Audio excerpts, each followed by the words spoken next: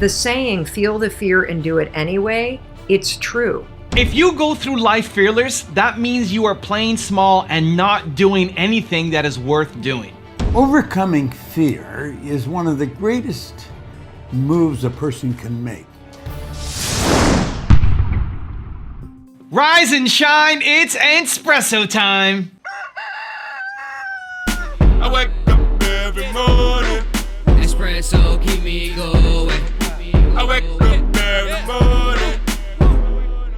Hey, it's Evan Carmichael, and this channel was created to help you overcome the #1 challenge that is holding you back, a lack of belief in yourself. You watch these videos because you know there's something more inside you too. You have Michael Jordan level talent at something.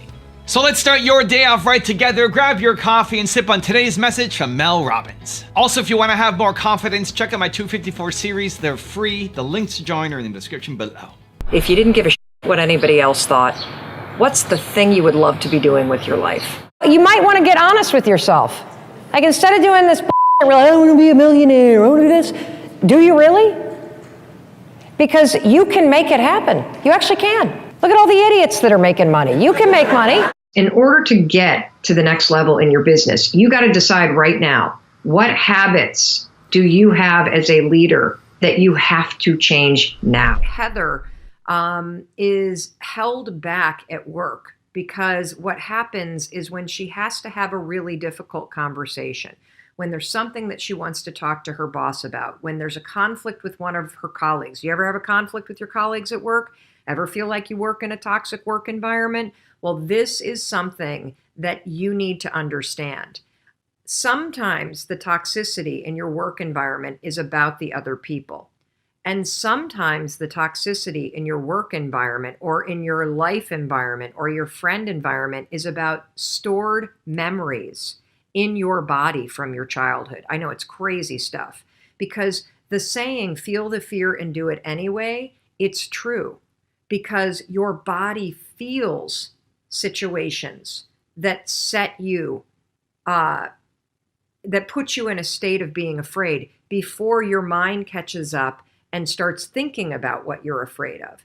And so one of the key takeaways from Take Control, and one of the things that I want to teach you today, is that if you start to tune into your body and you start to notice the signals that your body is sending to you in your day-to-day life, signals like butterflies in your stomach, signals like feeling a rush of energy up to your neck, signals like your armpits sweating, signals like your hands getting sweaty, signals that your body is stepping and noticing a situation that reminds it of your past.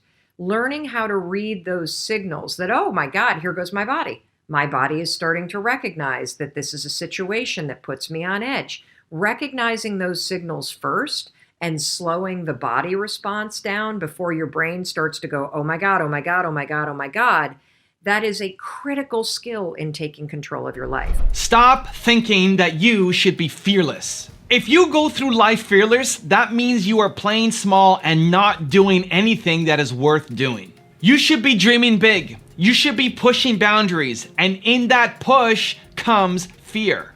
Instead of trying to be fearless, adopt the mindset that you want to feel the fear and do it anyway. Otherwise, you will never take on big projects and you'll never accomplish your mission and you'll always live below the potential that you know you're capable of. So I just came back from speaking in Phoenix with Dean Graziosi, Brendan Burchard, Eric Thomas, 1,500 people, amazing session. My greatest fear is disappointing people. My greatest fear is I'm gonna get on stage and bomb and disappoint the people who are paying money to be there as an expensive ticket to get in. And also I'm gonna disappoint Dean Graziosi and Brendan Burchard and people who brought me here to speak, right? It's their event. And I have to be the last speaker on the last day to come in and give them a good performance, right? I don't want to let them down. We've never worked together before. These are the thoughts that are going through my head. And so I'm backstage. And actually the first day I get there, I've got the next day, right? I've got my whole day ahead of me and I'm gonna speak the next day. And then I get a call. So I'm in my hotel room and I'm practicing. I get a call and said, hey, Evan, can you come down right now? We might want to have you speak right now. Let's figure it out. And in my head, it's like, right now? I thought it was going on tomorrow. I was in the middle of practicing. I haven't even gone through the second half of my speech, but the default reaction is, yep, I'm on my way. And I run downstairs to get to the event.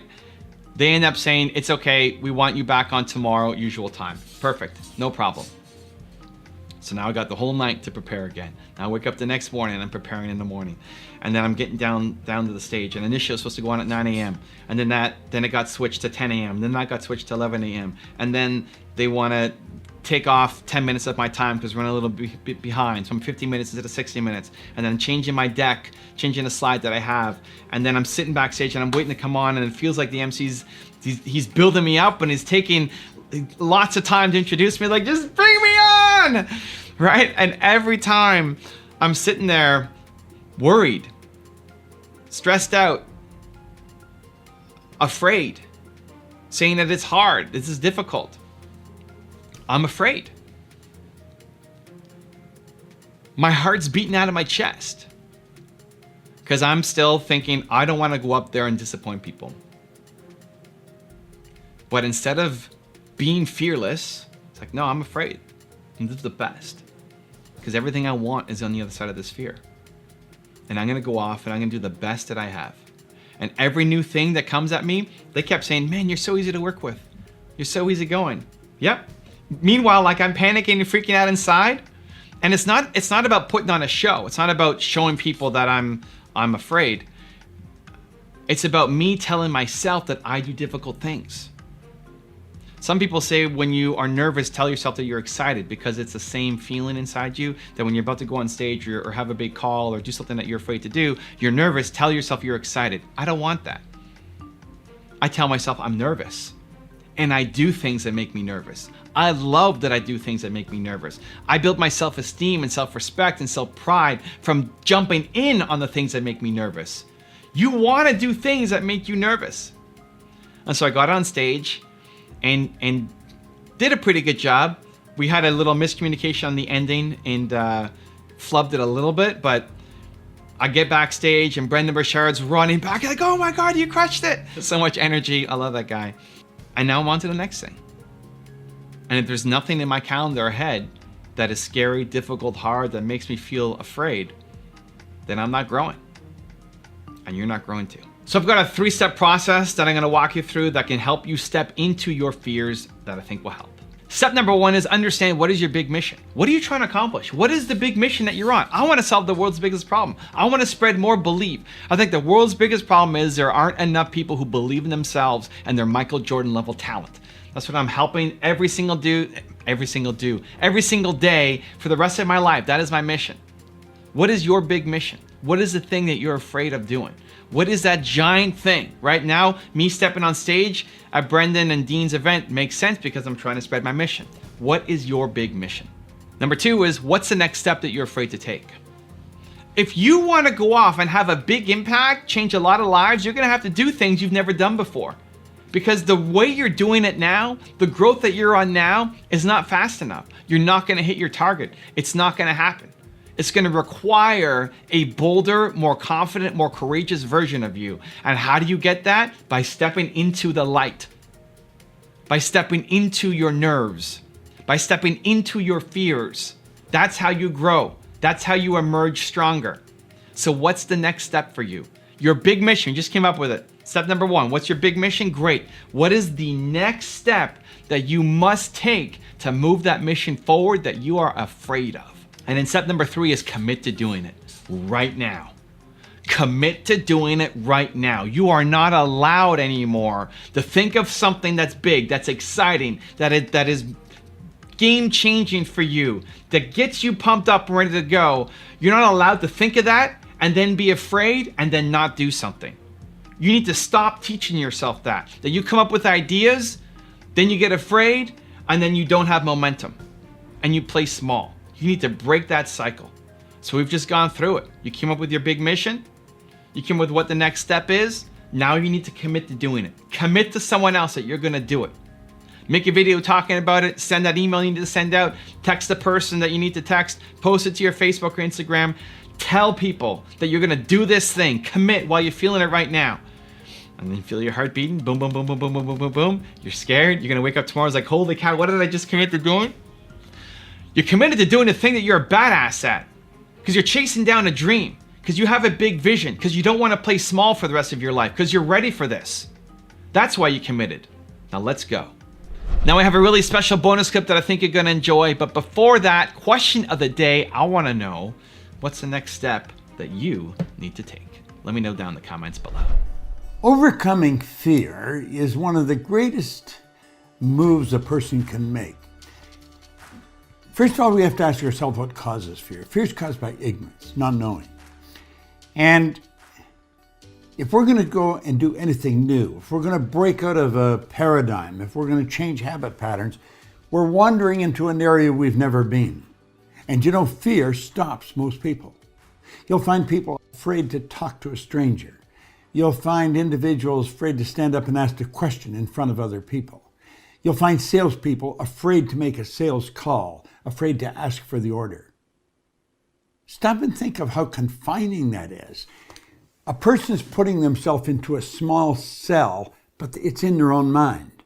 The doors aren't locked. They can open, and you can walk away to freedom if you learn to overcome fear. When you face fear, it leaves you. Face the thing you fear, and it'll leave you. That's really the secret of it.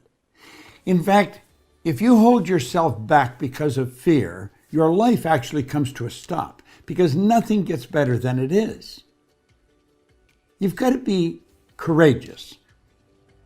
Now, courageous people aren't without fear. Courageous people are the ones that face their fear. I think Eddie Rickenbacker pointed that out, the great pilot. Don't let fear stop you. Make up your mind you're going to step out and do it. Stop and think of the number of people that are in jobs that they don't like and they're afraid to leave.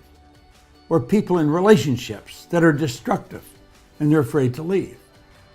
This is a terrible way to live, and it's not necessary. It's just caused by ignorance. And when we step out and do something, we gain an awareness. We develop an understanding. And like that, the fear is gone. Make up your mind that fear is not going to stop you from doing the thing you really want to do. Step out and do it today. If you want to know Mel Robbins' mindset trick that destroys excuses, check out the video right there next to me. I think you'll enjoy it. Continue to believe, and I'll see you there. Do it anyway is a mindset trick that you can use when you start to feel excuses rolling.